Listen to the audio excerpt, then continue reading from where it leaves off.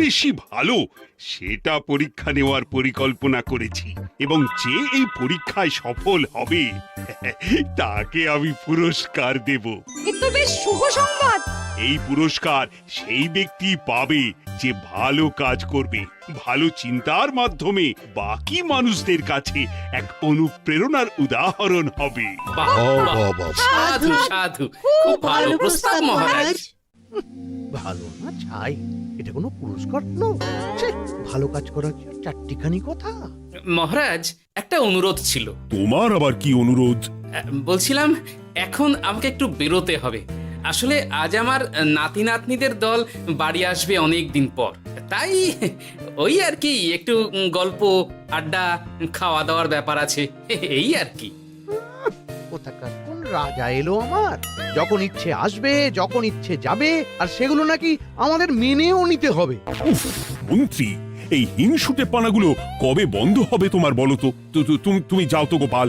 মানুষের ভালোবাসা পাওয়া, জনপ্রিয় হওয়া এত সহজ নয়। অনেক ধন্যবাদ মহারাজ। আমার তো বেশ গর্ব হয় তোমার জন্য, আর আমি চাই যে গোপাল আরো ভালো কাজ করে সেরা নাগরিক সম্মান পেয়ে এই কৃষ্ণনগরের মুখ আরো উজ্জ্বল করুক। নিশ্চয়ই মহারাজ, চেষ্টা করব। তবে পুরস্কারের কথা ভেবে আমি কোনোদিন কাজ করি না মহারাজ। যেটা আমার ঠিক মনে হয় তাই করি। এবার আমায় অনুমতি দিন, আমি আসি। বেশ বেশ, যাও যাও।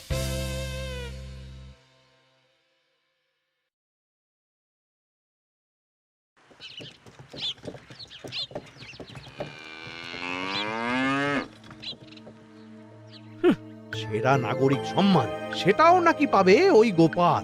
বাবা, মহারাজের কি আদিক্ষেতা গোপালের প্রতি, দেখেও গা জ্বলে যায়। ও কি একাই আছে নাকি যে বেশি জনপ্রিয়? আমিও হব। হ্যাঁ, কি করি কি করি, যাই একটু গোপালের বাড়ি উঁকি মেরে দেখে আসি যে কি এমন মহান কাজ করে।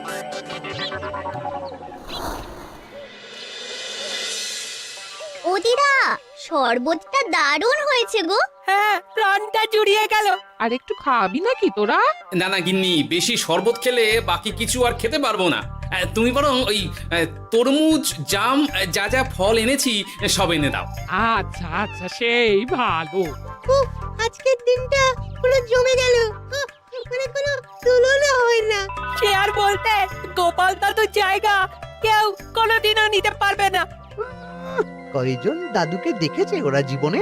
এসব তো আমিও খাওয়াতে পারি। বেশি বাড়াবাড়ি। এই নে সোনারা আমার, তোদের জন্যই তো তোদের দাদু এসব এনেছে। হ্যাঁ, এই তোরা খা, কেমন লজ্জা করিস না কিন্তু। সে আর বলতে, ও দাদু তুমি এবার পরের গল্পটা বলো তো।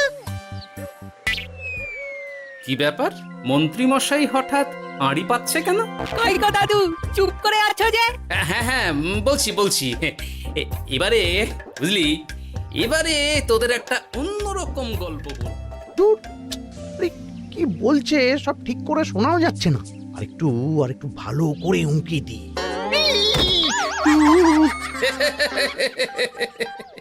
কি মন্ত্রী মশাই, ধরা পড়ে গেলেন তো?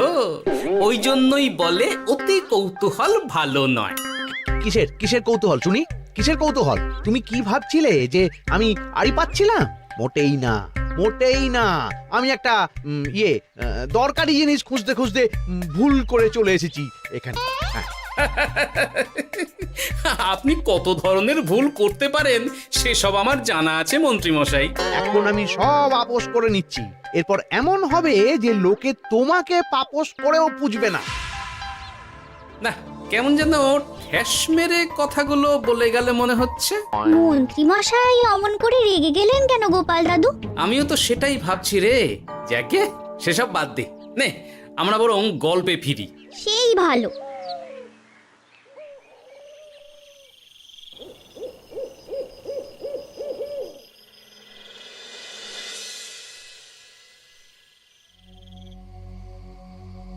অনেক হয়েছে, অনেক হয়েছে গোপালের গুণগান। এবার থেকে আমিও এমন কিছু করব যাতে আমি গোপালের থেকেও বেশি জনপ্রিয় হই। কিন্তু তার জন্য গোপালের কাজকর্মের ওপর একটু নজর রাখতে হবে।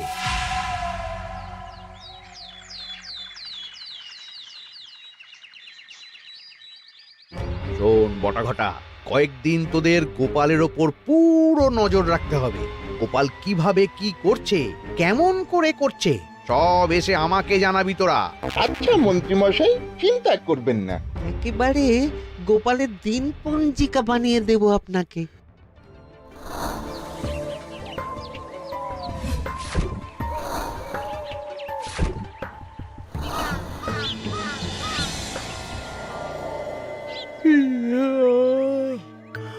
ওহ, দুপুরের ঘুমটাও একটু ঠিক করে ঘুমোতে দিবি না রে তোরা?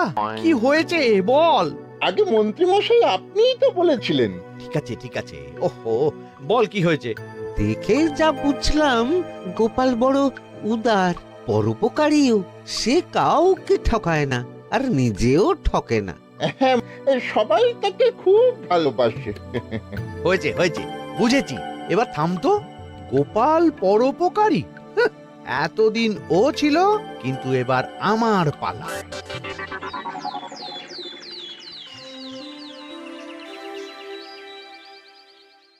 মহারাজ, আমার একটা কাজ আছে, তাই আজ একটু তাড়াতাড়ি বেরোতে হবে। দয়া করে অনুমতি দিন। তোমার আবার আজ কি কাজ আছে? কেন মহারাজ, আমার কি কোনো নিজের কাজ থাকতে পারে না?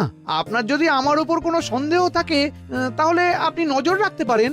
আহা মন্ত্রী, আমি কি সে কথা বলেছি একবারও? তাহলে এটা যদি গোপাল বলতো, তাহলে কি আপনি ওকে এত প্রশ্ন করতেন? এর মধ্যে আবার আমি আসছি কোথা থেকে? দেখছেন তো মহারাজ, কেমন আগ বাড়িয়ে ঝগড়া করতে আসে। ওহো, ঠিক আছে ঠিক আছে, মন্ত্রী তুমি যাও। ও কি, আবার কি হলো? প্রণাম করছো কেন? ভালো কাজ শুরু করার আগে আপনার আশীর্বাদ নিয়ে নিলাম মহারাজ।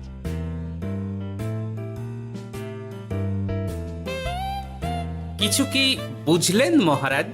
না, কি ব্যাপার বলো তো? কি সব ভালো কাজ শুরু করার কথা বললো শুধু? সেটাই তো, থেকে থেকে কি যে হয় বুঝি না।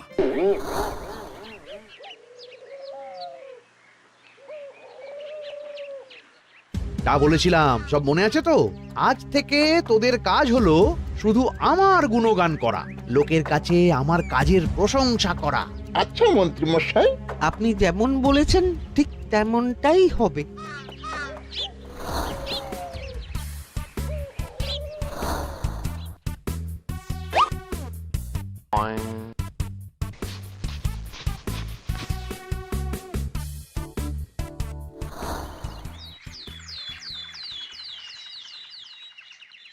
সত্যি কথা, মন্ত্রী মশাইয়ের মতো আর ভালো মানুষ হয় না। ওনার মন অনেক বড়। সে আর বলতে। বরাবরই তো খুব বড় মাপের মানুষ। আরে আরে গোপাল দাদা, আরে কোথায় চললে? এই রাজসভায়। ও মা, তাহলে তো তোমার সাথে মন্ত্রী মশাইয়েরও দেখা হবে। হবে বই কি? বাহ বাহ বাহ বাহ, তাহলে তুমি একটু ওনাকে আমার গিন্নির তরফ থেকে ধন্যবাদ জানিয়ে দিও। গতকাল উনি আমাদের অনেক সাহায্য করেছিলেন কি না? সাহায্য? মন্ত্রী মশাই? আচ্ছা ঠিক আছে।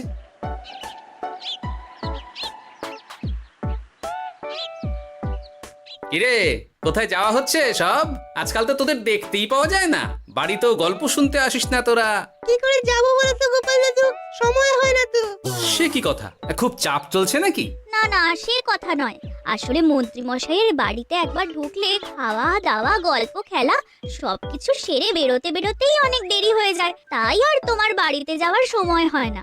মন্ত্রী মশাইয়ের বাড়ি? ও, মন্ত্রী মশাই মনে হয় ভালোই সবার মনে জায়গা করে নিচ্ছে। যাকে ভালো কথা, সবার ভালো হলেই ভালো। তা মন্ত্রী, চারপাশ থেকে তো তোমার নামে বেশ ভালো ভালো কথাই শুনছি। খুব ভালো, খুব ভালো। এইভাবেই মানুষের পাশে থাকো সব সময়। এখন তো গোপালের থেকেও সবার মুখে তোমার নামই আগে আসে। বেশ হয়েছে, এটাই তো চাইছিলাম। গোপালকে ছাপিয়ে গেল মন্ত্রীর কাজ, সকলের মুখে তাই ওর নাম আজ। ও কি গোপাল, তুমি এত চুপচাপ কেন? সবাই এখন আমায় বেশি ভালোবাসে, এতে কি তোমার কোনো অসুবিধা হচ্ছে গোপাল? অসুবিধা? কি যে বলেন মন্ত্রী মশাই, এটা তো খুব ভালো কথা। তবে কি বলুন তো, মানুষ যত তাড়াতাড়ি মাথায় তোলে, কিছু হলে ঠিক তত তাড়াতাড়ি মাথা থেকে নামিয়ে দেয়। মানে কি বলতে চাইছো? না তেমন কিছু না, ওই নিজের জায়গাটা ধরে রাখাটাই আসল। সত্যি কথা বলেছো গোপাল, এক দুদিনে রাতারাতি কিছু অর্জন করা যায় না। যাই হোক, সভা আজ এখানেই শেষ করলাম। না, এখন আর কারোরই আমাকে প্রয়োজন নেই মনে হয়। সবাই তো মন্ত্রীমশাইয়েরই জয়গান করছে, তবু যেন কেমন খটকা লাগছে আমার। ধুর, এত ভেবে কাজ নেই, ভোলা ময়রার দোকান থেকে বরং কটা রসগোল্লা কিনে নিয়ে যাই।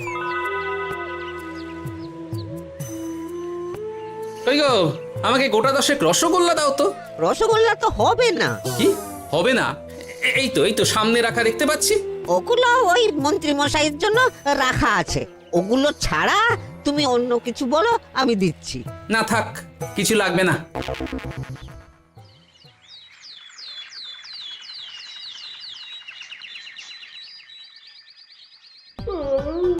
ও কি গো, বলি কত বেলা হয়ে গেল, তুমি এখনো রাজসভায় গেলে না?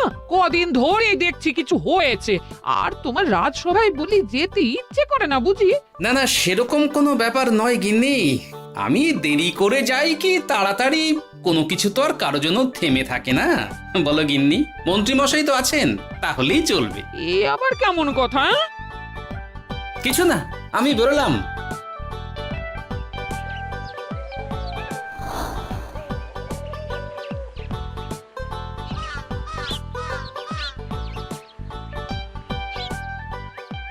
কিরে, তোরা সব এখানে দাঁড়িয়ে কেন?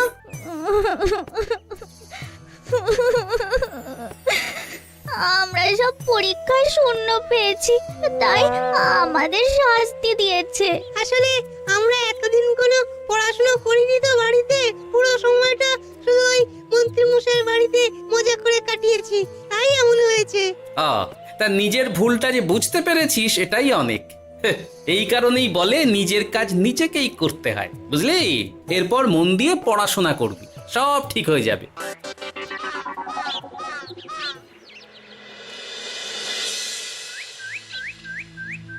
ও কি গো ভোলা মায়েরা, এমন মুখ বেজার করেছে কেন? আর কি বলি গোপাল দাদা, খদ্দের একটাও নেই, বসে বসে শুধু মাছি তাড়ানো ছাড়া আর কোনো কাজই নেই। কেন, হঠাৎ এমন কেন হলো?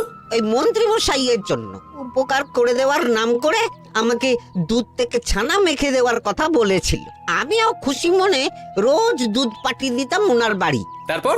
আসলে ওই মিষ্টি বানানো তো আর চারটিখানি কথা নয়, আমার সুবিধাই হতো। হঠাৎ খদ্দেররা সব জানানো শুরু করলো মিষ্টির স্বাদ পাল্টে গেছে, মান কমে গেছে, আর শরীর খারাপ হচ্ছে, এই সব। না না না, এ তো খুব খারাপ ব্যাপার। তার জন্যই তো আমি ওই মন্ত্রী মশাইকে উপকার করতে বারণ করে দিলাম। কিন্তু খদ্দেররা তো এখন আর বিশেষ করে আসতে পারছেন না। এখন তুমি ভরসা, এখন তুমি আমায় উপকার করতে পারো। হ্যাঁ বলো না, কি করতে হবে?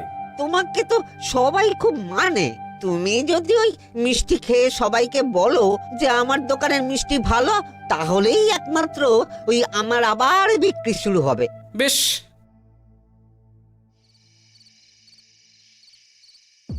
শোনো শোনো, তোমাকে না একটা কথা বলার আছে। কি কথা? তুমি ভালো মানুষই করছো, তাতে তোমার লাভ, আমার কি লাভ আছে তাতে? মানে তোমার আবার কি চাই? সোনার গয়না, আমার একটা নতুন সোনার হার চাই। হ্যাঁ, না দিলে কিন্তু আমি চলে যাব। ওই দেখো, আচ্ছা ঠিক আছে ঠিক আছে, দেবো। ও মা, তাই? সত্যি তুমি খুব খুব ভালো। আমি তোমাকে যতটা কিপটে ভাবতাম, তুমি ততটাও কিপটে না। না গিন্নি, তোমার গয়না আমি গড়াবো, কিন্তু খরচ আমি করব না। যাকে বলে মাছের তেলে মাছ ভাজা। সে আবার কি করে সম্ভব? তুমি দেখোই না।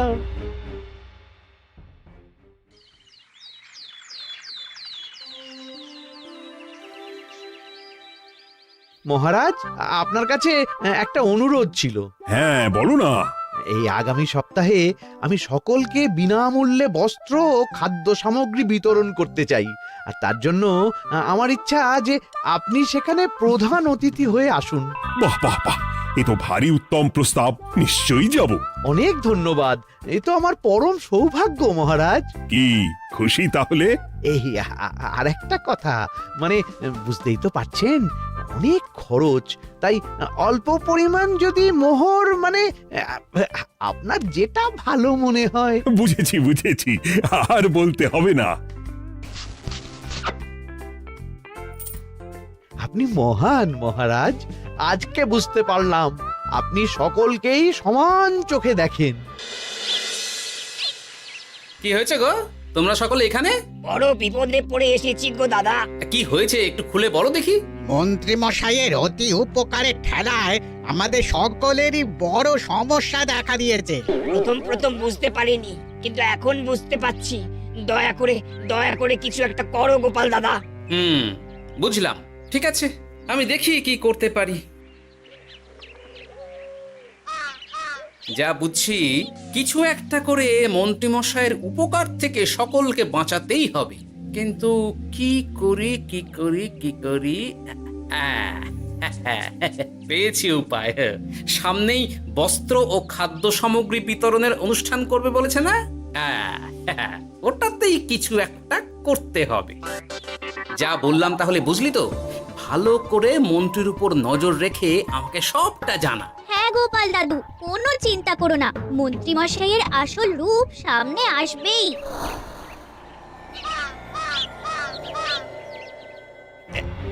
এই নে আগাম কিছু মোহর। সামনের অনুষ্ঠানের জন্য সব থেকে খারাপ মানের কাপড় ও আনাজপাতির বায়না দিয়ে আসবি।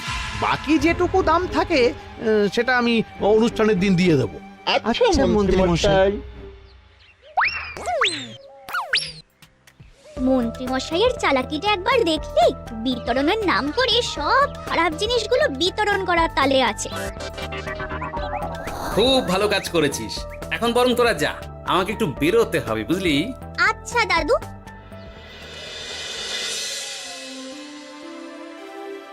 তুমি সত্যি বলছো গোপাল? এত বড় বিশ্বাসঘাতকতা! আমার থেকে মোহর নিয়ে, আমার হাত থেকে উপহার নিয়ে আমার প্রজাদেরই ঠকানো। এখনই তাহলে ওই মন্ত্রীকে ডেকে এনে শাস্তি দেওয়া হোক। না মহারাজ, মন্ত্রী মশাই যে শুধু আপনাকে ঠকিয়েছে তা নয়, মানুষের ভালোবাসারও দাম রাখেনি। সবকিছু সবার সামনে হোক। মন্ত্রী মশাইকে কি করে ফাঁদে ফেলতে হয় সে ব্যবস্থা আমি করে ফেলেছি মহারাজ।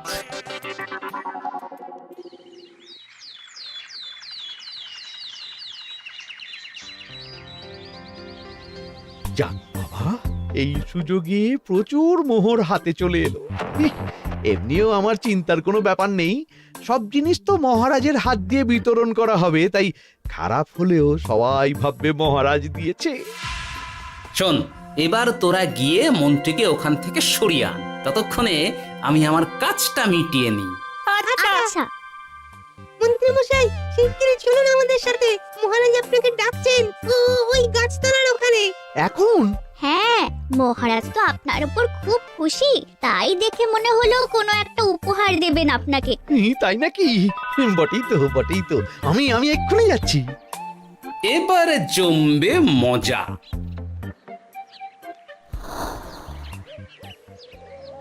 কই দেখি কেউ তো কোথাও নেই। আমাকে যে বললো মহারাজ ডাকছেন, ধর আমি বরং মঞ্চেই ফিরে যাই।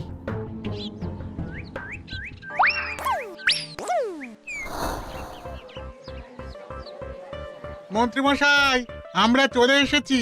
আপনি বলেছিলেন আজকে আমাদের পাওনা মিটিয়ে দেবেন। আপনার কথা মতো সবচেয়ে উৎকৃষ্ট মানের কাপড় আমি দিয়েছি। হ্যাঁ মন্ত্রী মশাই, আমিও একদম ওই টাটকা শাকসবজি, মাছ, মিষ্টি সব দিয়ে থলি ভরিয়ে দিয়েছি। এবার দামটা মিটিয়ে দিন। দুজনের মিলিয়ে হয়েছে ওই 1000 মোহর। বাহ মন্ত্রী বাহ, তুমি এত ভালো ভালো জিনিস বিতরণ করছো, আমি তো বিশ্বাসই করতে পারছি না। মোটেই না, আমি অত দাম দিতেই পারবো না।